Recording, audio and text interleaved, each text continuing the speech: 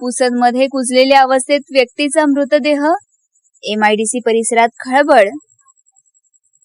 यवतमाळ जिल्ह्यातील पुसद शहरालगतच्या MIDC परिसरातील ITI महाविद्यालयाजवळ एका व्यक्तीचा कुजलेल्या अवस्थेतील मृतदेह आढळून आल्याने परिसरात एकच खळबळ उडाली। बुधवारी सकाळी ही घटना उघडकीस आली असून मृत व्यक्तीची ओळख संतोष जाधव अशी करण्यात आली आहे। स्थानिक नागरिकांना परिसरात दुर्गंधी येत असल्याने त्यांनी शोध घेतला असता झाडाझुडपात एका व्यक्तीचा कुजलेल्या अवस्थेतील मृतदेह आढळून आला। याची माहिती मिळताच पुसद ग्रामीण पोलीस तात्काळ घटनास्थळी दाखल झाले। पोलिसांनी घटनास्थळाचा पंचनामा करून मृतदेह ताब्यात घेत शवविच्छेदनासाठी शासकीय रुग्णालयात पाठवला।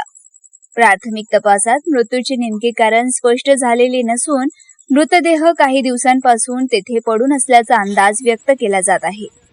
शवविच्छेदन अहवाल झाल्यानंतर मृत्यूचे खरे कारण समोर येणार आहे। अपघात, आत्महत्या किंवा अन्य कोणता प्रकार आहे का याचा तपासही पोलीस करीत आहे।